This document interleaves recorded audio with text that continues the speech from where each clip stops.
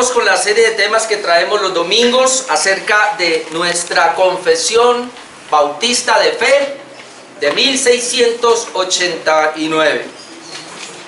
Pensaba ahora que muchas personas dicen, bueno, ¿y para qué los mandamientos? Y usted ha visto por ahí figuras que aparecen bien interesantes, ¿no? Aparece como una barrera ahí, hay quien dice, no, esto me estorba mi libertad. No, los mandamientos son más bien una, ¿cómo se llama? Una cerca para impedir que usted se vaya al abismo, que le vaya mal. Y pensaba ahora en eso y pensaba en la confesión de fe de nosotros. La confesión de fe que Dios nos permitió a nosotros por ser bautistas reformados es lo mismo. No en el sentido, en este caso de nuestra salvación, pero sí de guardar la sana doctrina. Porque hay que decirlo, hermanos, uno se queda aterrado, pero aterrado. A mí casi no me gusta, pero eventualmente escucho lo que el pastor Juan Manuel Vaz pone, no como crítica, sino de pronto mostrando lo que está pasando en la actualidad. Y hay otros cristianos por allí que les gusta poner lo novedoso. Casi no me gusta ver eso, pero es bueno saberlo, porque ahí nos estamos dando el nivel de herejía que se está levantando y está entrando en medio de las iglesias. Por ahí una señora diciendo, y supuestamente pastora, yo no sé qué, yo no sé si el Señor le mostró a ella o qué pasó, pero no creo que haya sido el Señor. Ella dice que muchos cristianos están en el infierno por no diezmar. No, otros están diciendo que Judas fue salvo, cuando la Biblia habla de la condenación del mismo Judas. Eso es no estudiar las escrituras, y eso es darle más crédito, hermano, a lo que dice un supuesto apóstol por ahí o profeta, que a lo que dice la palabra de Dios. Hermano, el mismo apóstol Pablo en Gálatas 1, 6 al 9 dice, si un ángel del cielo, hablando de una hipérbole, o yo mismo, uno de los apóstoles, les trajese un evangelio diferente, sea maldito. Maldito todo aquel que trae un evangelio distinto. Y lo que tú y yo necesitamos hacer es venir y estudiar y conocer la bendita palabra de Dios, el santo evangelio de Dios, para no ser permeado. Y me importa 5 lo que digan los apóstoles o profetas, me importa lo que dice la palabra de Dios. ¿Sí o no, hermano Leonardo? Leonardo algo ahí. Que Leonardo me mandó algo anoche y me llamó la atención. ¿Qué están diciendo? Que el Padre Nuestro que está mal elaborado, que porque el Padre Nuestro que en hebreo, que no sé qué. Perdón, hermano Leonardo, yo me río de esas cosas. ¡De verdad! No. Yo le decía a Leonardo anoche, hermano, yo le mandaba, hermano, por la fe vivimos. Y la fe en que hay un Dios todopoderoso y nos dejó su santa palabra. Así que nosotros somos defensores de la palabra de Dios y gracias a Dios por esta confesión de fe. La confesión de fe, para los nuevos que están llegando, aclaro, no es que tenemos la Biblia más la confesión de fe. No, nuestra confesión de fe, nosotros aquí creemos en sola escritura, solo la palabra de Dios, pero la confesión de fe está subordinada a la palabra de Dios. Fue escrita en 1689, de hecho es la revisión, la segunda confesión de fe se llama, porque la primera fue en 1644. En 1689 se terminó de redactar con algunos ajustes de esta confesión y quedaron 32 capítulos, es decir, 32 doctrinas básicas de la fe del creyente, que si nosotros conociendo estas 32 doctrinas, hermano, no vamos a entrar en herejías. Y es impresionante, pero la mayoría de cosas que ocurren hoy en lo que se llama cristianismo, esta gente no lo vivió. Y si hubo grupitos por ahí que lo querían vivir, lo desechaban como heréticos. Fue en nuestro tiempo. Y me gusta recordar esto, porque es bueno conocer un poco la historia. Comenzó con el pentecostalismo en el 1903, 1901 por ahí. Y luego con el carismatismo en el 1963. Y no recuerdo ahí sí, 95, yo solamente sé que el ministerio apostólico arrancó con Peter Warner en el 2001 por ahí más o menos, pero antes ya habían iglesias de fe y confesión y todo lo que usted conoce ahora, hermano, y esos movimientos en los cuales la iglesia ha entrado es moderno. no es de la iglesia histórica. Así no ha creído la iglesia por estos 2000 años. Así que nosotros tenemos que rechazar todo eso, que es solamente cosas de hombres para llamar a las multitudes y las masas. Porque si aquí yo comienzo, un ejemplo, los llamo a ustedes a que pasen al frente, impongo las manos, nunca lo hago, o por lo menos lo hacía anteriormente, y usted comienza aquí y le pasa algo porque alguien se va a caer, por eso, la gente pasa y da cuenta, uy, ¿qué está pasando allí? El otro domingo aquí esto está ya a reventar, por una parte. Por otra parte, si traigo al mejor músico, al mejor cantante, o como están haciendo hoy día, chicas, todas sensuales, cantando, y las personas van a verlos cantar a ellos, y decimos que eso es iglesia. Creo que a mi esposa es la que le decía esta semana, usted dice evangélicos en Norteamérica, es lo mismo que decir católicos en Colombia. Y el cristianismo de Colombia o de Latinoamérica está pareciendo igual al cristianismo de los Estados Unidos. De nombre nomás. De ir a una iglesia, a un culto. De llenarle los bolsillos a ese pastor y volver a vivir como lo que realmente son, mundanos. Porque eso es lo que son. El evangelio trae cambios. Y estoy que predico, lo voy a predicar. No sé, terminando este capítulo tal vez. Le decía a mi esposa, tengo que hablar de santidad, tengo que hablar del cambio, porque yo no me meto a sus casas ni a sus negocios, usted vivirá su vida allá, pero aquí, que está sentado ahí, hermano, yo aquí sí le voy a decir lo que dice la palabra de Dios y la manera de vivir la vida espiritual. Si usted no vive acorde a lo que está aquí, usted es igualito que los demás, un impío, un inmundo. Y si no hay fruto de santidad en su vida, hermanos, si no hay fruto de santidad en su vida, muy probablemente usted va para el infierno y no para el cielo, aún en una iglesia reformada, porque el Señor nos hizo nuevas criaturas que se conforman al carácter de Jesús. Así que no es porque somos iglesias de gracia, entonces ya vamos a ser libertinos, para nada. Número 8, capítulo 8 de nuestra confesión de fe, de Cristo el mediador, párrafo 1, su ordenación al oficio de mediador, ya lo vimos, párrafo 3, su encarnación para el oficio de mediador, precioso ese tema, párrafo 3, hace 8 días veíamos los requisitos para el oficio de mediador, y comenzamos a ver ahora párrafos 4 al 10, son 10 párrafos que tienen que ver con la ejecución de su oficio de mediador. Sería el título de los párrafos 4 al 10, la ejecución de su oficio de mediador. Hoy vamos a tratar de ver los párrafos 4 y 5. Párrafo 4, la ejecución en la historia de su oficio de mediador. El párrafo 4, el título es la ejecución en la historia de su oficio de mediador. Es decir, en la historia de cómo Jesucristo desde la encarnación hasta su muerte y ascensión ejecutó su oficio como mediador. Tiene 10 secciones, pero yo voy a hacer un globo, una totalidad. No voy a hablar punto por punto porque se me iría todo el tiempo, pero voy a leerlo.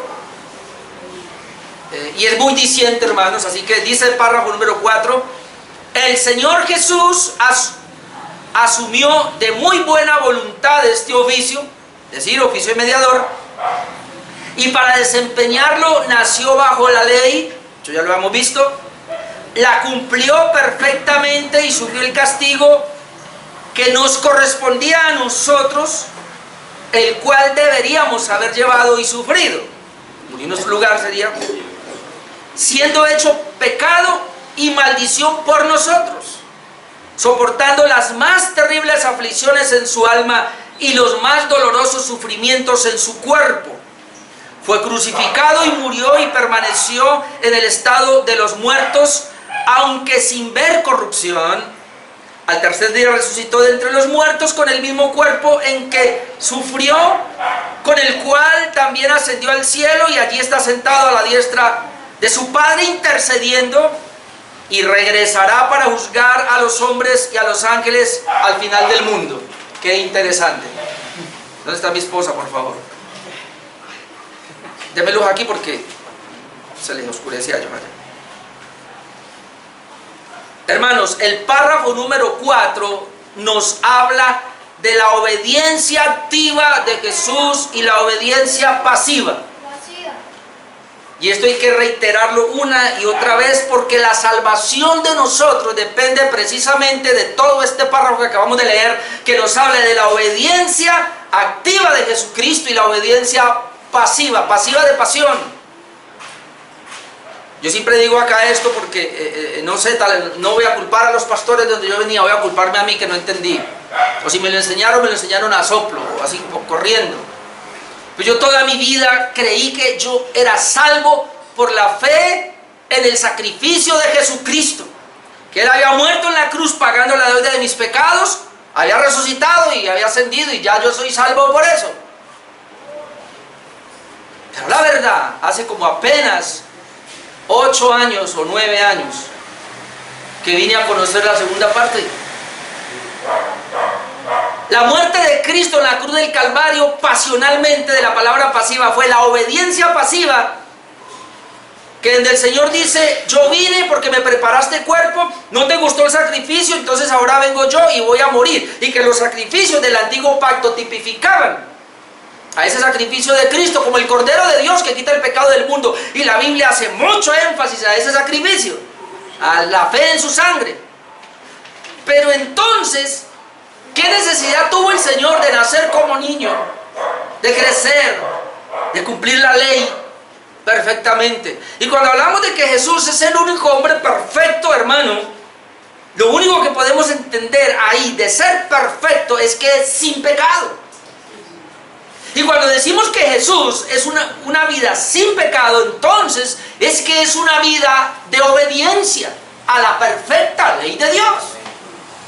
Y que todos los seres humanos somos pecadores porque nosotros hemos quebrantado la ley de Dios. De tal manera que para ser salvos no solamente se requería de la muerte pasional de Cristo, en este caso obediencia pasiva, sino de esa obediencia activa a la ley de Dios. Jesucristo nació como niño, vivió como niño y murió como adulto, y Él cumplió la ley de Dios perfectamente, y eso se llama la justicia de Dios. Y ahora yo entiendo que cuando dice la Biblia que Jesús por la fe nos imputa a nosotros la justicia de Cristo, lo que está diciendo es que el único obediente, el único que hizo realmente una obra buena fue nuestro Señor Jesucristo. Y yo soy salvo por las obras, no por mis obras, pero por las obras de Jesús. Amén. Se requiere de las obras para entrar al reino de los cielos, pero es que tú y yo no tenemos obras de justicia, no tenemos obras buenas. Entonces, ¿cuáles obras se requieren para poder entrar al reino de los cielos? Las obras de Jesucristo, que son imputadas a mí por la fe. Amén. Entonces yo soy salvo por la obediencia activa de Cristo, es decir, porque Él cumplió fielmente la ley de Dios, y por la obediencia pasiva de que Él murió en la cruz en mi lugar. Y eso es lo que habla este párrafo. Ya podía cerrar ahí. A eso se refiere. Ya lo vamos a mirar los versículos. El párrafo nos habla de que se entregó voluntariamente y con agrado en el pacto intratrinitario. Y esto es muy importante, porque habíamos dicho la vez pasada que para salvar a los seres humanos hubo un pacto. Antes de crear cualquier cosa hubo un pacto entre la bendita Trinidad. Y el pacto fue que el Señor decretó salvar de la raza humana caída a unos hombres. Voy a salvarlos. ¿Cómo los salvamos? No hay manera, y la única manera es que un hombre pague. Y entonces, hijo, la única manera es que tú, por ser hijo, asumas una naturaleza humana, seas humano siendo Dios, pero seas humano para pagar por ello. Está bien, yo voy. Y el Espíritu Santo, yo estoy ahí para ayudar en todo lo que se requiera a cumplir ese plan. Y entonces por eso leemos en el Salmo 46 al 8, que puede ir, y si no, porque yo voy rápido. Salmo 46 al 8 dice: sacrificio y ofrenda no te agradó, has abierto mis oídos, holocausto y expiaciones no has demandado. Entonces dije: he aquí que vengo. Y esto lo dijo allá. En el rollo del libro está escrito de mí. Y cuando uno mira ese rollo que está escrito de él, uno lo primero que puede entender es el pacto eterno de redención o el pacto intratrinitario. Y luego dice: el hacer tu voluntad, Dios mío, me ha agradado, y tu ley está en medio de mi corazón. Y eso es lo que la confesión dice. El Señor, hermanos, A él no lo obligó el Padre ni el Espíritu Santo, sino que Cristo voluntariamente tomó su decisión voluntaria. Era la única manera, y él dice, está bien, voluntariamente el Señor toma la decisión de venir a morir por nosotros en la cruz, para salvarnos. La otra cosa que vemos allí es que nació virginalmente y bajo la ley, como se acordó en ese pacto intratrinitario, ya lo habíamos visto, así que no vino mencionar un poquito lo que dice la Biblia en Gálatas 4, 4, 5. Dice Gálatas 4, 4, pero cuando vino el cumplimiento del tiempo, porque obviamente, hermano, Dios lo hace todo de una manera muy ordenada, Dios envió a su Hijo, nacido de mujer y nacido bajo la ley. Esto es muy importante. Nacido de mujer para poder tomar la naturaleza humana, y nacido bajo la ley para poder cumplir la ley, hermano. ¿Usted cree que el Señor se iba, nos iba a pasar a nosotros a vivir con Él en la eternidad habiendo respetado su ley? Jamás. Hermano, cuando Cristo muere en la cruz del Calvario, mire, esto es muy importante que lo tengamos presente. Cuando Cristo muere en la cruz del Calvario, Él muere pagando la deuda de mis pecados. Es decir, yo no obedecí la ley, yo la quebranté. Y entonces Cristo, cuando muere, Él está muriendo para pagar mi deuda. Pero aún Cristo muriendo y pagando la deuda por mis pecados, yo todavía no tengo justicia, porque yo no tengo un récord de que yo haya guardado la ley.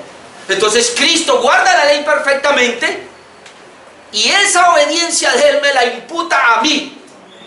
Y por la fe, yo no entiendo esto, pero es por la fe. Por la fe, ahora delante de Dios aparezco. Sí, quebrantó la ley, pero alguien murió en tu lugar, deuda cancelada. Y tu justicia, y aquí están todas mis justicias delante de Él por la fe, delante de Dios, que son las justicias de Cristo que me son imputadas a mí. Es decir, yo aparezco con un récord de justicia. Yo aparezco delante de Dios como que yo hubiera guardado la ley perfectamente. Por eso aparecemos sin pecado, y esa es la justificación. Y eso es legalmente. Es muy importante eso. No, el Señor no, en la justificación no nos hace justos, nos declara justos. Porque el problema con la Iglesia Católica es que ellos creen que el Señor hace justo. El sacrificio de Cristo no hizo justo a nadie. El Señor nos declara justos por la fe en Cristo, una declaración. Y eso es bueno tenerlo en cuenta, porque ahora usted entiende por qué sigue cometiendo pecados a pesar de que Él es justo. Solamente cuando seamos glorificados, ahí sí se quita la naturaleza pecaminosa de nosotros y ya no habrá más pecado en nosotros, pero ahora lo vamos a tener. Y cuando entendemos eso, caminamos con una confianza, hermanos. Como dijo Pablo, no hay nada ni nadie que nos pueda separar del amor del Señor. Amén. Otro punto acá es que cumplió toda la justicia de Dios. Yo ya lo dije, pero Mateo 3:13, si quiere ir allá, Mateo 3:13, el párrafo nos habla de que Jesús cumplió la justicia de Dios. Y otra vez, cuando hablamos esos términos de que la justicia de Dios, ¿a dónde nos lleva? Otra vez, ¿cuál es la justicia de Dios? Su ley moral, resumida en los 10 mandamientos. Entonces, llévese esto: los 10 mandamientos son la ley moral de Dios, y esa es la justicia de Dios. Porque cuando hablamos de justicia de Dios, hablamos cuál es el mandato de Dios, cuál es la voluntad de Dios, cuál es el deseo de Dios, o cuál es la ordenanza de Dios para que se lleve a cabo. Y esa es la justicia de Dios. Entonces en Mateo 3:13, mire lo que dice: entonces Jesús vino de Galilea a Juan al Jordán para ser bautizado por él. Jesús, el hombre perfecto. Y esto es impresionante, porque es que Juan bautizó con un bautismo de arrepentimiento. Es decir, Juan bautizó a pecadores que cuando ellos se arrepentían, lo evidenciaban bautizándose. Imagínense Juan. Es más, Juan le dice a los fariseos: generación de víboras, ¿quién les enseñó a huir de la ira venidera? Juan está bautizando pecadores que se están arrepintiendo. Ahora imagínense cuando ve venir a Jesús. Él ya había dicho: Él es el Cordero de Dios que quita el pecado del mundo. Y cuando lo ve venir, imagínense, Él se queda estupefacto y esto me fue. Por eso entendamos el pasaje. Verso 13. Entonces Jesús vino de Galilea a Juan al Jordán para ser bautizado por él. Mas Juan se le oponía. Mire lo que decía: yo necesito ser bautizado por ti. Yo soy, Juan, el que necesita que tú me bautices, y tú vienes a mí. Por eso se le oponía. Pero Jesús le respondió: deja ahora, porque así conviene que cumplamos toda justicia. Juan se calla y lo dejó y lo bautizó. Note, así, Juancito, así conviene que cumplamos toda justicia. Es decir, yo vine a cumplir la justicia de Dios. Y estos que usted está bautizando ahí, ellos no la pueden cumplir. Entonces yo voy a tomar el lugar de ellos. Ellos dicen que se han arrepentido, pero mentira. Yo no necesito arrepentirme, pero yo sí he guardado la ley perfectamente. Así que yo me bautizo no porque sea pecador, sino me bautizo por ellos. Porque yo vengo a representarlos a ellos. Y es la manera como vamos a cumplir toda justicia. Es más, estos que usted está bautizando, del que el Señor va a llevar a la gloria, requieren no de ese bautismo, sino de mi obediencia perfecta. Así que parte de esa obediencia es que yo me haga bautizar por ellos. Ay, Padre Santo. Otro punto aquí, recibió todo el castigo de la ley. Gálatas 3:13, que usted lo conoce. Cristo nos redimió de la maldición de la ley, hecho por nosotros maldición. Porque está escrito: maldito todo el que es colgado en un madero. Maldito. Jesús fue colgado en un madero, en esa cruz. Maldito. Es decir, Él recibió toda la maldición por nosotros. Entonces yo aquí aclaro y siempre el punto: ¿Cristo nos libró de la ley o de la maldición de la ley? Porque yo escucho a muchos por ahí, y apóstoles, diciendo que ya no estamos bajo la ley.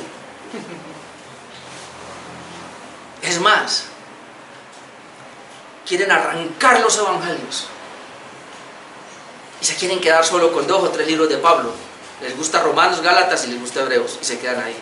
Porque esos versículos hablan de la justificación por la fe. No hablan de, sí hablan de santidad, pero más que todo se enfocan en eso y quisieran quedarse en eso, porque yo ya no necesito la ley para nada. Cristo me libró, Cristo nos libró de la maldición de la ley. ¿Cuál era la maldición de la ley? Maldito todo el que no permaneciere en este mandato para obedecerla. Es decir, cualquiera que quebrantara la ley estaba maldito, y la maldición es estar separados de la gloria de Dios eternamente, enviarlos al infierno. Por eso la Biblia dice que tú y yo éramos hijos de ira, lo mismo que los demás, pero la gracia de Dios vino y nos sacó de ahí, hermano. Cristo nos libró de la maldición de la ley. Otro punto acá es que Cristo experimentó la muerte, la paga del pecado, y resucitó victorioso. Primera de Corintios 15, del 1 al 4. Si quiere vaya allá, hermano, para que veamos algo ahí. Primera de Corintios 15, del 1 al 4. Cristo experimentó la muerte por nosotros, la paga del pecado, y resucitó victorioso. Dice Primera de Juan 15, 1. Además, Primera de Corintios 15, 1. Además os declaro, hermanos, note, el evangelio que os he predicado. Pablo vuelve a insistir en el evangelio que les he predicado. Es decir, la iglesia de Corinto ya había recibido el evangelio de Pablo. Y luego les dice: el cual también recibisteis, en el cual también perseveráis. Amado hermano, ojo con esto. Pablo les predicó el evangelio del Señor Jesucristo, pero dice: pero ustedes lo recibieron, ¿y qué? Y ustedes perseveran en él. No es haberlo recibido. Yo escucho a pastores: usted es salvo porque usted una vez hizo la decisión de fe.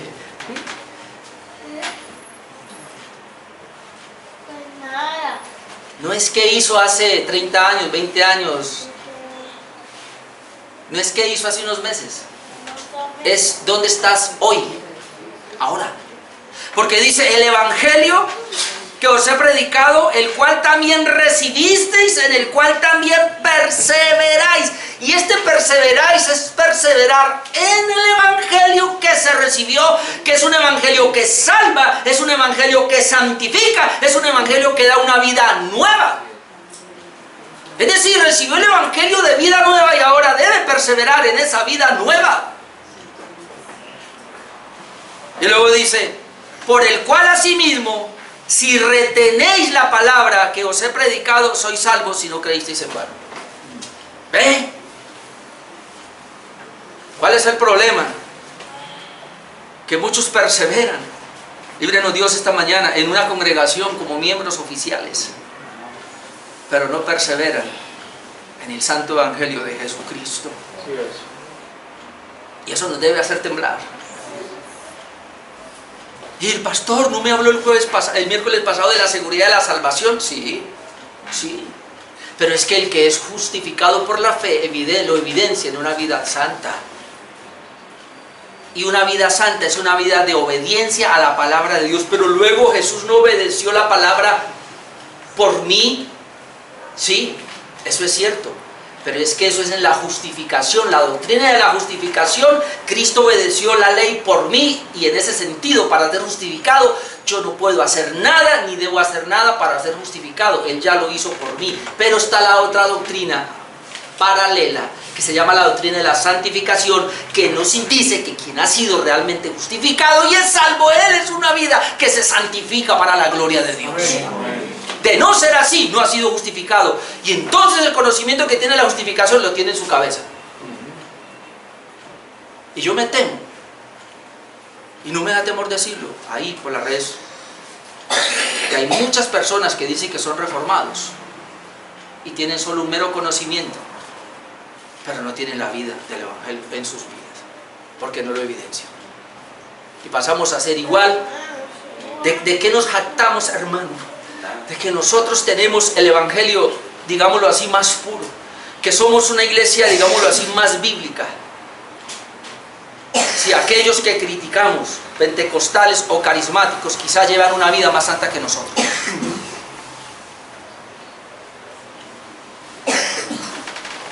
Ese es el peligro. Entonces, ¿qué hacemos? Conozcamos la palabra, conozcamos las doctrinas, pero pidámosle al Espíritu Santo que eso lo haga una realidad en nosotros. Eso es lo que llegó aquí. Por lo cual, asimismo, si retenéis la palabra que os he predicado, sois salvos. Si retenéis la palabra que os he predicado, dice Pablo, sois salvos. Porque si no la retenéis, creísteis en vano. Es decir, no son salvos. Y luego dice, porque primeramente, y ese es el evangelio, os he enseñado asimismo lo que recibí, que Cristo murió por nuestros pecados, conforme a las Escrituras, que fue sepultado, que resucitó el tercer día, conforme a las Escrituras. Eso nos está diciendo ese párrafo de la confesión de fe. Otro punto, recibió la recompensa de su obra perfecta de mediación. Cristo, al hacer esta obra de expiación, recibió la recompensa. Filipenses 2, 9 al 11. Dice, por lo cual, después de que él se hace siervo, obviamente, y muere en la cruz, dice, por lo cual Dios también le exaltó hasta lo sumo, y le dio un nombre que sobre todo nombre, para que en el nombre de Jesús se doble toda rodilla de los que están en los cielos y en la tierra y debajo de la tierra, y toda lengua confiese que Jesucristo es el Señor, para gloria de Dios Padre. Y yo decía esto hace 8 días, creo, cuando tú y yo, hermanos, confesamos que Jesucristo es el Señor, el Padre es glorificado. Una buena manera de glorificar a Dios. Otro punto, luego nos habla de su ascensión, su intercesión por nosotros, su regreso y su juicio final. Eso es lo que nos dice la confesión. Voy a leer la última parte de la confesión. Dice así, al tercer día resucitó de entre los muertos, con el mismo cuerpo que sufrió, con el cual también ascendió al cielo, y allí está sentado a la diestra de su Padre intercediendo, dice por nosotros, regresará para juzgar a los hombres y a los ángeles al final del mundo. Es decir, hermano, esta confesión es muy completa, nos dice de una manera resumida la obra de Cristo, como hemos dicho aquí, la pasión de Cristo, tanto pasiva como activa. Y entonces podemos ver Hechos 1, 9 al 11. Dice Hechos 1, 9, y habiendo dicho estas cosas, viéndolo de ellos fue alzado, Jesús fue alzado, y le recibió una nube que le ocultó de sus ojos, y estando ellos con los ojos puestos en el cielo, entre tanto que él se iba, he aquí se pusieron junto a ellos 2 varones con vestiduras blancas, los cuales también dijeron, varones galileos. Recuerden que le está hablando de los 120 que estaban allí. Varones galileos, ¿por qué estáis mirando al cielo? Y luego dice, este mismo Jesús, que ha sido tomado de vosotros al cielo, así vendrá como le habéis visto ir al cielo. Así que, hermano, la venida de Jesús es secreta o visible. Rapto secreto, eso no existe en la Biblia. Hermano, el rapto secreto, como dicen los reformadores, es tan secreto que en la Biblia ni se encuentra. Nosotros no creemos en ningún rapto secreto, nosotros creemos en el arrebatamiento, que es otra cosa, que cuando el Señor venga por segunda vez, dice el apóstol Pablo, los muertos en Cristo resucitarán primero, porque vienen las nubes, todo ojo le verá, los muertos en Cristo resucitarán primero, luego nosotros los que vivimos, los que estemos vivos, seremos arrebatados, ese es el arrebatamiento, para salir a encontrarnos con el Señor en el aire, que es algo visible, y luego vendremos con Él y entraremos para establecer ahora sí el juicio, no el milenio, el juicio, donde vienen todas las naciones y Él les da el juicio. Pues esto es escatología, ya después se mira eso. Pero aquí lo que quiero resaltar es que dice que ese mismo Jesús, así como le habéis visto ir, ellos lo vieron ir, así también le van a venir cuando venga, le van a ver cuando venga por segunda vez. Amén. Romanos 8:34 también nos dice, dice, ¿quién es el que condenará? Cristo es el que murió, más aún el que también resucitó, el que además está a la diestra de Dios y que también intercede por nosotros. Hermano, ¿usted no se alegra de que el Señor está intercediendo por nosotros? Yo no sé a usted qué le pasa, pero cada vez que yo le embarro por ahí, yo le voy a pedir perdón al Señor, pero siempre le digo, Padre, allá está Jesús, que me conoce tal cual soy, y Él está intercediendo por mí. Por eso tenemos acceso libre a la presencia de Dios, no por ti, pero por Él. Amén. Hay otro versículo acá que dice que Él vendrá entonces a establecer su juicio, Hebreos 9:27 al 28, y de la manera que está establecido para los hombres que mueran una sola vez y después de esto el juicio, o después de esto el milenio, está establecido para los hombres que mueran una sola vez y después de esto el juicio. Es decir, las personas se levantan ¿a qué? Al juicio. No se levantan a estar en un milenio, que eso es lo que creen. Bueno, después de esto el juicio. Así también Cristo fue ofrecido una sola vez para llevar los pecados de muchos, y aparecerá por segunda vez sin relación con el pecado. Note esto, sin relación con el pecado, para salvar a los que le esperan. Es decir, la primera vez Jesús vino en relación con el pecado, la segunda vez viene sin relación con el pecado. Porque la primera vez vino en relación con el pecado, es decir, vino a llevar los pecados de nosotros. Ya los llevó. Cuando venga por segunda vez, viene a traer hacia Él los cuales Él salvó en la primera venida. Por eso no todo el mundo va con Él. Y nadie se va a colar. ¿Sabe a quiénes se lleva a Jesús? Es tan sencillo, hermanos, que Jesús vino en la cruz y murió por un grupo de personas. Ahora lo voy a explicar. Y cuando Él venga, Él se va a llevar a ese grupo de personas por las cuales Él murió, y pare de contar. ¿Y quiénes son esos, hermanos? Pues los que creyeron. ¿Cómo sabemos nosotros que Cristo murió por ellos? Porque se les predicó el Evangelio y respondieron al Evangelio en fe y arrepentimiento y como testimonio de una nueva vida en Cristo. Eso es evidencia de que Cristo murió por ellos. Yo creo que todos aquí estamos así esta mañana. ¿Amén? Ay, Padre, yo pensé que no iba a llegar allá. Párrafo número 5. Ya pensé que me iba a quedar ahí, por eso corrí. Sí, porque es que, hermanos, son 10 párrafos de este capítulo 8 y recuerden que son 32. Pronto viene el Señor y no alcanzó a terminar. No es que ya profetizaron, sí, que Él viene en el 2029. Ya otro loco por ahí ya digo, y dice que sí, que viene en el 2029. Bueno, preparen entonces, hermano. Ay, santo Dios. No, hermanos, nadie sabe el día de su venida. Amén. Nadie. Párrafo número 5 de nuestra confesión del capítulo número 8, estamos hablando de Cristo el mediador. Párrafo número 5 sería la operación central de su obra de mediación.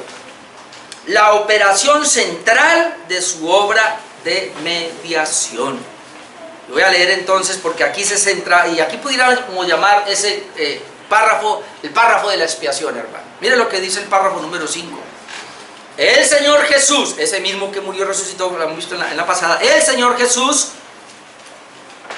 por su perfecta obediencia. ¿Cómo se llama eso? Obediencia activa. Por su perfecta obediencia y el sacrificio de sí mismo. ¿Cómo se llama eso? Obediencia pasiva. ¿Ve que ahí está? Entonces, el Señor Jesús, por su perfecta obediencia y el sacrificio de sí mismo, que ofreció a Dios, ¿a quién lo ofreció? A Dios, no al diablo.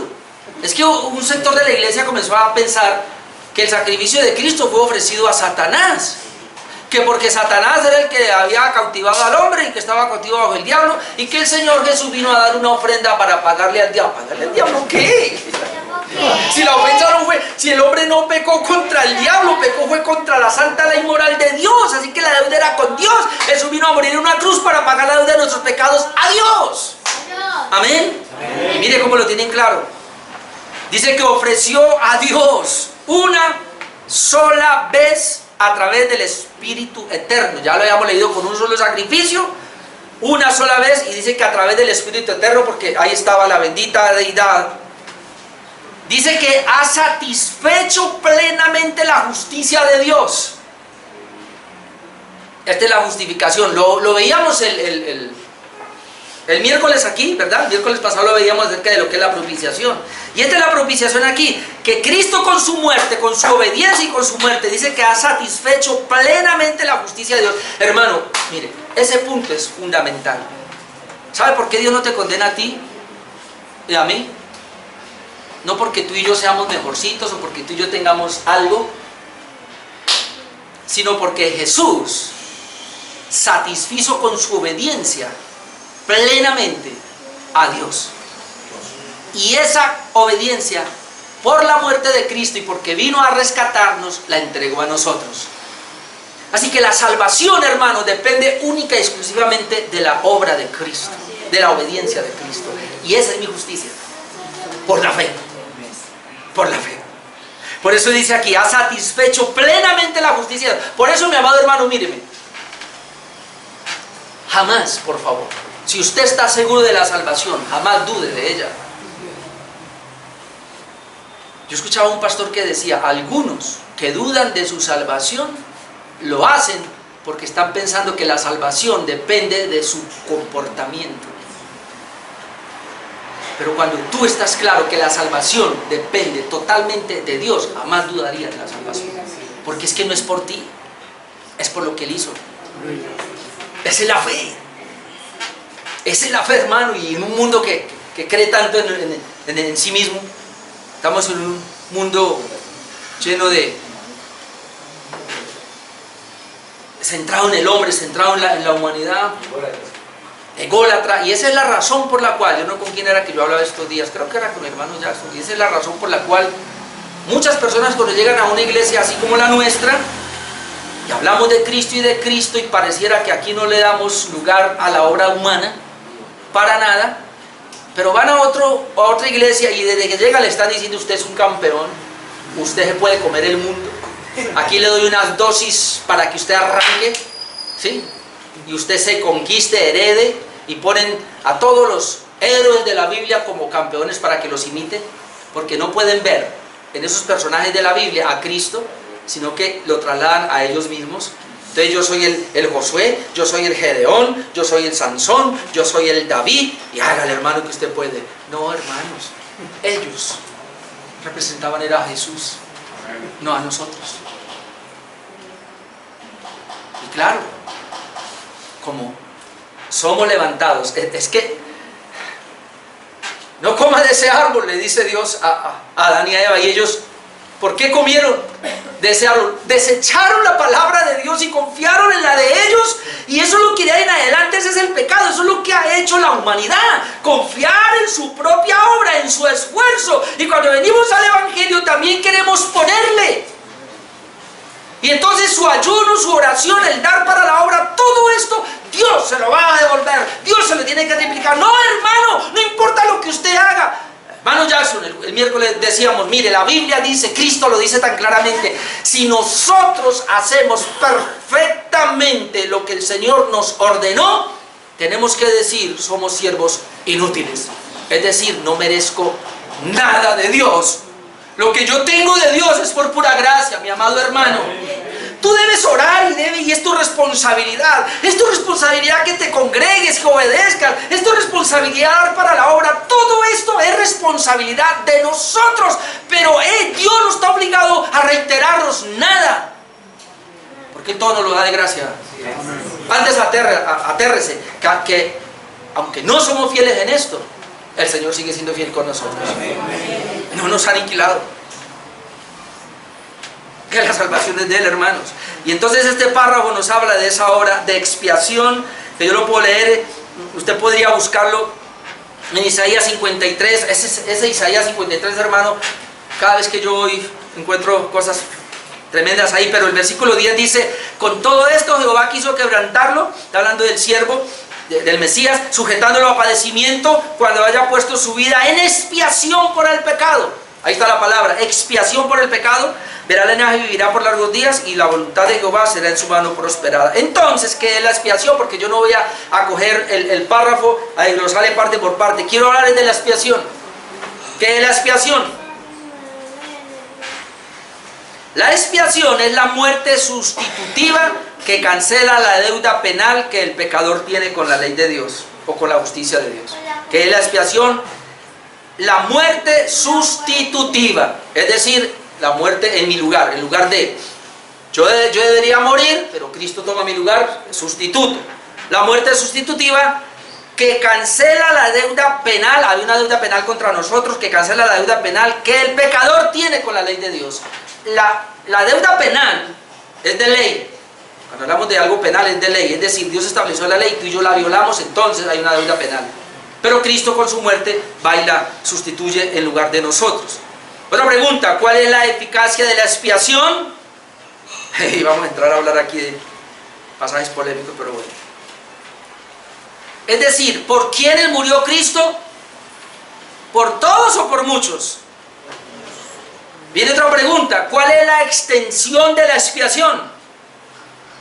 ¿Cuál es la extensión de la expiación? Entonces aquí tenemos una dificultad, porque tenemos varios pasajes que nos enseñan que la expiación es universal, y tenemos otros pasajes que nos enseñan que la expiación es limitada o es particular, como lo tenemos nosotros acá en la doctrina de la gracia. Expiación limitada. ¿La expiación es universal o es limitada? Porque el párrafo nos habla de la expiación, y él enfáticamente está diciendo lo que Cristo hizo por nosotros al morir en aquella cruz, haciendo el sustituto nuestro. Entonces, primero quiero que miremos pasajes que enseñan, y lo digo enseñan entre comillas, la universalidad de la obra de Cristo, porque estos pasajes tienen su interpretación. Pero voy a dejarlos ahí, y los voy a poner como pasajes difíciles, que pareciera que hablan de una expiación universal, y que ahí es donde la mayoría de los semipelagianos, que son los mismos arminianos de nuestros días, lo creen por estos versículos. Lo primero que encontramos es palabras que dice que el Señor murió por todo el mundo, o fue propiciación por todo el mundo, como dice 1 Juan 2:2, Él es la propiciación por nuestros pecados, y luego dice, y no solamente por los nuestros, sino también por los de todo el mundo. Entonces una persona le dice: a ver, cuando hablamos de la expiación, hermano, estamos diciendo por quién murió Cristo. Entonces, ese versículo nos da a entender que Él murió por todo el mundo. Luego tenemos a Juan 3:16, que dice: porque de tal manera amó Dios al mundo que ha dado a su Hijo unigénito. Entonces, la expiación universal, las personas, no, Cristo en la cruz murió expiatoriamente, es decir, pagando la deuda de los pecados de todo el mundo. Ahí dice que amó a todo el mundo. Tenemos segunda de Corintios 5, 14, 15. Segunda de Corintios, y este es impresionante, y yo quiero explicarlo aquí porque dice, pensando esto, que si uno murió por todos, Cristo murió por todos. Si uno murió por todos, luego todos murieron. Y luego dice, y por todos murió. ¿Se da cuenta? Y por todos murió. Para que los que viven ya no vivan para sí, sino para aquel que murió y resucitó por ellos. Si quiere, téngalo ahí en stand-by el miércoles, porque el miércoles voy a hablar de las cabezas federales. Y lo que quiere y lo que el apóstol está dando acá, y al leer la Biblia tenemos que tener ese entendimiento de que son cabezas federales. ¿Qué es cabezas federales? Una cabeza representativa. ¿Qué es una cabeza representativa? Que en la historia de la humanidad solo ha habido dos Adanes. El primer Adán no fue hecho perfecto, pero fue hecho sin pecado. Fue hecho bueno sin pecado, Adán. ¿Y qué hubiera pasado si él no desobedece y él come del árbol de la vida? Él pasa a un estado de perfección, la vida eterna. Pero él, ¿qué hizo? Pecó. En Adán todos pecamos. En Adán, la Biblia dice en Adán. Es decir, los que estamos en Adán estamos malditos y condenados. Pero luego viene la segunda cabeza representativa o federal, que es el segundo Adán, es el Señor Jesucristo. El primer Adán fue hecho sin pecado. El segundo Adán, que es Jesucristo, sin pecado pero perfecto. Es decir, él sí estaba en un estado de perfección. Luego él hizo una obra por nosotros, luego nos da la justificación, pero aparece en la Biblia así. Cuando lean la Biblia, tenga pendiente eso. Hay dos cabezas representativas. Mire, todos los que están en Adán son pecadores y van para el infierno. Pero todos los que están en Cristo son libres del pecado y van para el cielo porque son salvos. Cuando entendemos eso, ahora podemos ir mirando cuando dice la Biblia, y sobre todo acá en 2 Corintios 15, 14, que dice, y 15, y por todos murió, se refiere por los que Cristo murió, los que están en Cristo. Hay problemas, hermanos, si decimos nosotros, y eso lo va más adelante, que si Cristo murió por todos, hay problemas y lo vamos a ver. Ojalá usted entienda la doctrina de la gracia y se da cuenta, pero sigamos mirando los versículos. Otro versículo que nos habla de una salvación, una expiación universal, sería 1 Timoteo 2:4, que dice que todos sean salvos. Y acá sí que viene mucha gente a decirme ese texto. 1 Timoteo 2:4 dice, el cual quiere que todos los hombres sean salvos y vengan al conocimiento de la verdad. ¿Se da cuenta? El Señor quiere que todos, y si Él quiere que todos los hombres sean salvos, es porque Cristo murió por todos. Luego, hay que seguir leyendo. Luego Tito 2:11 habla de todos también, dice Tito 2:11, porque la gracia de Dios se ha manifestado para salvación a todos los hombres. ¿Da cuenta? La gracia de Dios se ha manifestado para salvación a todos los hombres. Luego, vamos a mirar los pasajes que enseñan la particularidad de la obra de Cristo. Y los voy a mencionar, son muchos, pero se los voy a mencionar y luego aclaro esto y terminamos. Pasajes que nos enseñan la particularidad de la obra expiatoria de Cristo, es decir, que Cristo no muere por todo el mundo, sino por unas ciertas personas nomás. Comenzamos con Isaías 53, 4 al 12, después lo puede leer allá. Y otra vez, cuando vaya a Isaías 53, del 4 al 12, usted va a leer que ahí dice que Cristo murió por nosotros, que nosotros nos descarriamos. Él llevó nuestras iniquidades, Él llevó nuestros, y habla de nosotros, luego dice que murió por muchos. Y hay un pasaje que dice que Él murió específicamente por su pueblo, que murió por su pueblo. Pero Mateo 1:21, que es muy conocido, salvará a su pueblo, dice Mateo 1:21, y dará a luz un hijo y llamará su nombre Jesús, porque Él salvará a su pueblo de sus pecados. Mire, ¿a quién va a salvar? A su pueblo. No dice a todo el mundo, a su pueblo de sus pecados. Y ahora podemos seguir rastreando la palabra y podemos llegar a Mateo 20:28, que dice que Él vino a rescatar a muchos. Mateo 20:28, como el Hijo del Hombre no vino para ser servido, sino para servir y para dar su vida en rescate por muchos. Cuando usted lee en la Escritura ese rescate por muchos, es la misma palabra que está en Isaías 53, que dice que murió por muchos. No dice que por todos, dice que por muchos. Siguiendo rastreando la Biblia, llegamos a Mateo 26:28, donde dice que la sangre del nuevo pacto, ¿por quiénes fue? Mateo 26:28 dice, porque esta es mi sangre del nuevo pacto, esta es la sangre del nuevo pacto, que por muchos es derramada para remisión de los pecados. Por muchos es derramada. Ahí no dice que la sangre de Cristo fue derramada por todo el mundo, sino que fue derramada por muchos. Luego seguimos viendo Juan 10:15, aunque en Juan hay muchos, pero en Juan 10:15 vemos que Jesús vino a poner la vida por las ovejas. Dice, así como el Padre me conoce y yo conozco al Padre y pongo mi vida por las ovejas. Ahora, en el vocabulario de estos escritores, ellos hablaban de chivos o de cabras y de ovejas. Recuerden que Jesucristo puso el ejemplo. Y Él dijo, cuando venga por segunda vez, ¿Él qué va a hacer? Él va a coger y a su derecha va a poner sus ovejas y a su izquierda a las cabras. Siempre ese es el título para hablar de gente que es del Señor salva y gente que no es del Señor impía. Y entonces dice aquí que el Señor Jesús en la cruz dio su vida por las cabras, por las ovejas. Y dice, mis ovejas oyen mi voz, yo las conozco y me siguen, yo le doy vida eterna y no perecerán verán jamás, a mis ovejas. Y luego les dice, ustedes ¿por qué no pueden venir? Porque ustedes no son de mis ovejas. Varias veces yo le digo, o sea, en Juan es impresionante esto, pero hay un pasaje acá que, hermanos, es muy poderoso.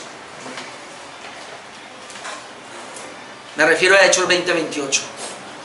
Hechos 20:28 dice, por tanto, mirad por vosotros, dice el apóstol Pablo, y le está hablando a los pastores, y por todo el rebaño en que el Espíritu Santo os ha puesto por obispos o por pastores, para apacentar la iglesia del Señor. ¿De quién es la iglesia? Señor. Pero dice, la cual Él ganó por su propia sangre. Cuando Cristo murió en la cruz expiatoriamente, expiando los pecados, ¿de quién los estaba expiando? Dice aquí, de su iglesia. Él la ganó con su propia sangre. No está diciendo de todo el mundo. Pero luego vamos a Romanos 8, 32, 33. Romanos 8, 32, y ese es el contexto de Romanos 8, 28, 29, que dice que el Señor los predestinó. A los que predestinó, ¿qué hizo? Llamó, a los que llamó, justificó, a los que justificó, glorificó. Y en ese contexto, en Romanos 8, 32, 33 dice, el que no escatimó ni a su propio Hijo, sino que lo entregó por todos nosotros. Lo entregó por todos nosotros. Ahora vamos a ver quién es todos nosotros. Versículo 34, ¿cómo no dará también con Él todas las cosas? ¿Quién acusará a los escogidos de Dios? Dios es el que justifica. ¿Quiénes todos nosotros? Los escogidos de Dios. Por eso lo que le dice el hermano Jackson, hay que ver el contexto. Obviamente hoy yo estoy mirando solo textos así, que son los famosos textos de la guerra que se presenta, si Jesús murió por todo el mundo o murió solamente por un grupo especial. Pasamos a otro, Juan 17:9, en la intercesión de Jesús, aquella famosa oración de Jesús, su oración intercesora, como lo hemos dicho aquí. El Padre Nuestro no es la oración de Jesús. Muchos se asustan. El Padre Nuestro es un modelo de oración. No es la oración de Jesús, la oración de Jesús es Juan 17. Y en la oración de Jesús, Él dice lo siguiente en el versículo 9. Le dice, Padre, yo ruego por ellos. No ruego por el mundo. Note la diferencia que Él hace. Ruego por ellos, no ruego por el mundo, sino por los que me diste, porque tuyos son. Hermano, por los que me diste. ¿Cuándo? En el plan eterno de redención. A los que Él predestinó. El Señor Jesús oró e intercedió por ellos, no por el mundo. Y mira este otro. Efesios 5:25. Este es más contundente todavía. Efesios 5:25 dice, maridos, amad a vuestras mujeres. Ahora note aquí, así como Cristo amó al mundo. Así como Cristo amó a la iglesia y se entregó a sí mismo por el mundo. O sea, el que no lo ve, ya no lo va a ver.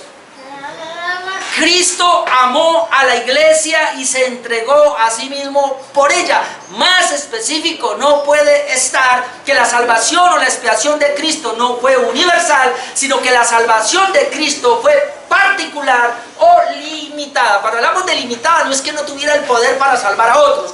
Cuando hablamos de expiación limitada, lo que queremos decir es que desde el plan eterno de redención, Dios ya determinó y decretó crear el mundo. El mundo fue creado, se perdió totalmente, y el Señor en su consejo eterno, como dice, en su beneplácito, ¿no? En su voluntad, Él quiso de esa humanidad caída salvar un grupo y ya. Y desde la eternidad determinó quiénes eran los que Él iba a salvar. Y cuando envía a Cristo, Cristo viene a morir. Por eso es que el Padre determinó que iba a salvar. Y Cristo viene y lo salva. Y ahora el Espíritu Santo viene y le aplica la obra de redención a esos mismos, el cual el Padre quiso salvar, por los cuales Cristo vino a morir. Y el Espíritu les aplica la obra. Y esos son los verdaderos salvos. Los demás, hipócritas, que como Judas pueden estar muy cerca de Jesús hasta el último momento, pero terminarán en el infierno, porque no son. Creo que al pastor Juan Carlos yo le decía que un texto, y ustedes lo saben, con el cual yo temblaba, todavía tiemblo, aún ya estoy más seguro. Mateo 7, 21 al 23. Muchos en aquel día me dirán, Señor, no profetizamos en tu nombre. En tu nombre hicimos milagros, en tu nombre echamos fuera demonios.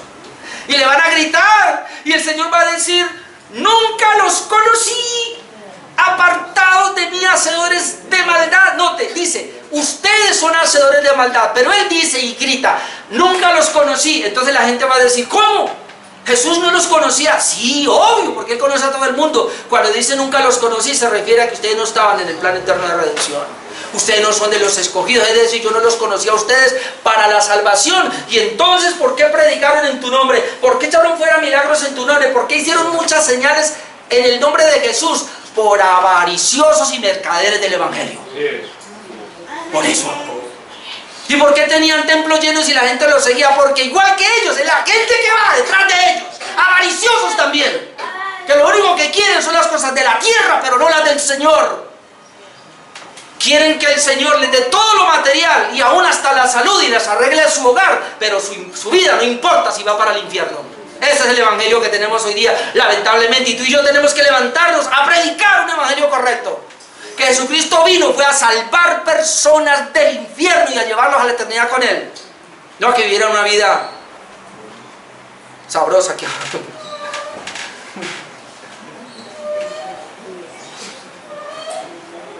Regáleme 5 minutos, hermano, por favor.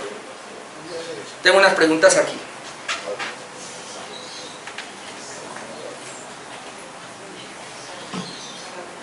Tres preguntas básicas que debemos hacernos con solo 2 opciones. Tres preguntas básicas que debemos hacernos con solo 2 opciones. Primera pregunta: ¿por qué murió Cristo? Primera opción: porque Dios quiso dar una oportunidad de salvación a todo el mundo para que fueran salvos. Esto se llama expiación no eficaz y es el semipelagianismo o el arminianismo, y muchos creen así. Cristo murió en la cruz para dar una posibilidad de salvación. Todo aquel que crea, y por eso muchos pastores y muchas personas ruegan a la gente, por favor, acepte a Cristo. Si usted entendiera el evangelio, no necesitaría rogarle a nadie. Yo hace rato no le ruego a nadie. Yo predico el evangelio lo más claro que pueda.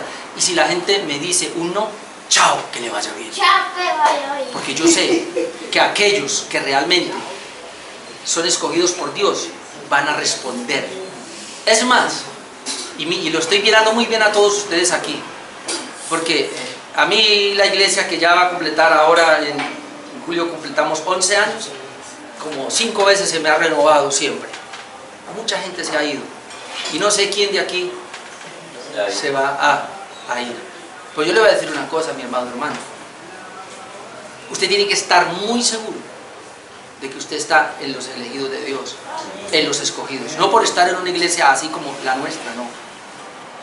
Y una evidencia de eso, como comencé, es que usted está haciendo obras de justicia, es decir, está caminando en santidad.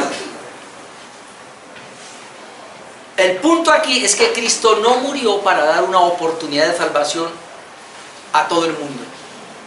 El segundo punto es porque Dios quiso salvar. Ese es el punto. ¿Por qué murió Cristo? Porque Él quiso salvar. Y aquí vienen las 3 opciones. Note, Él quiso salvar, y la pregunta es: ¿a todos? ¿A ninguno? ¿O a unos cuantos? ¿Quiso salvar a todos? No, porque el infierno está lleno. ¿A nadie? No, porque tú y yo somos salvos y en el cielo hay muchos salvos.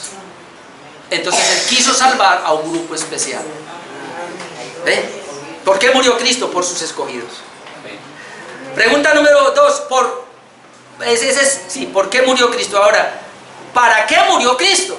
¿Para qué murió Cristo? Entonces viene la opción: para hacer posible la salvación de todos y cada uno de los hombres, expiación no eficaz, o para salvar eficazmente a aquellos a los cuales vino a salvar. Para salvar eficazmente. Ahora, note, hermano, y yo le digo que esta doctrina que estoy predicando es la que más me costó a mí, y es la que más le cuesta. Pero mucha gente dice: Cristo murió por todo el mundo.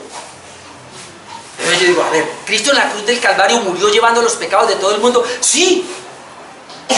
¿Y entonces por qué la gente está en el infierno? O sea, Cristo muere por los pecados de todo el mundo y aún así el Señor envía gente al infierno. Entonces la gente dice: es porque no creyeron. ¿Ah, sí? Entonces Cristo muere por todos los pecados menos por la incredulidad. Porque ahora es por la incredulidad que los envía al infierno. No, aquí hay algo raro. La razón por la cual van al infierno y no pueden creer es porque Cristo no murió por ellos. Y la razón por la cual la gente cree, puede creer y vive una vida de santidad es porque Cristo murió por ellos. Porque Cristo vino a morir eficazmente. Es decir, hermanos, por favor, mire, yo no lo puedo ver de otra manera. Dijo el apóstol Pablo, el cual me amó y se entregó a sí mismo por mí. Es decir, cuando Cristo estaba muriendo en la cruz, Él no estaba creando una posibilidad de salvación para el que quisiera.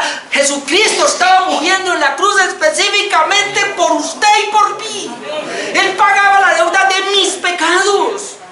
Por favor, entienda eso. Esa es la fe en el sacrificio de Cristo, que en la cruz, Él al morir, pagaba mi deuda. Y si pagó mi deuda, me libró del infierno, hermano. ¿Cómo Cristo va a pagar la deuda de alguien y luego lo va a enviar al infierno? Eso es ilógico. Pregunta número 3 para terminar. ¿Por quiénes murió Cristo? Aunque ya está respondido. ¿Por quiénes murió Cristo? Y entonces la primera posibilidad es por todos y cada uno de los hombres que han pisado la faz de la tierra, incluido Caín, el faraón y Judas, que sabemos que están en el infierno ya cuando Cristo murió. Y esto entonces sería expiación universal, es decir, todos son salvos, redención universal, expiación no eficaz y salvación potencial, porque obviamente no todos son salvos. Entonces en este caso tenemos el ejemplo que sería como la imagen de un puente que Cristo construye hasta la mitad. Es decir, hay un río muy ancho, nadie lo puede pasar, pero entonces Cristo viene y construye el puente hasta la mitad, y entonces la gente va hasta la mitad, y que ahora sígalo construyendo usted para allá, con sus buenas obras, con sus méritos, con su fe, con su ayuno, su oración, termínelo. Y la otra opción sería, ¿por quienes Cristo murió? Esta es la opción, por su pueblo, por los escogidos, por sus ovejas, por su iglesia, por los creyentes, por los que el Padre le dio. Esto sería entonces expiación limitada, redención particular, sacrificio eficaz, salvación real. Y la ilustración es que el Señor vino. Ninguno de nosotros podemos pasar ese puente, y el Señor hizo el puente de principio hasta el final y nos dijo: atraviéselo. Esa es la salvación, hermanos. El puente construido por Dios, el puente de la redención, de principio a fin. Amén. Eso se llama la expiación. Entonces es una obra eficaz, ofrecida una sola vez, como ya dijimos. ¿Cuáles son los resultados de la obra de esta expiación? De este párrafo 5. Redención. El Señor nos redimió de la esclavitud del pecado. Propiciación. Aplacó la ira de Dios con su expiación. Reconciliación. Quitó la enemistad y ahora nos volvió en paz con Dios. Sustitución. Murió en lugar de su pueblo, sus ovejas, o su esposa, o los creyentes. El correcto entendimiento entonces de la naturaleza de la expiación, su eficacia y estos resultados favorecen una expiación limitada, particular y eficaz. A eso apunta el párrafo 5. Oremos.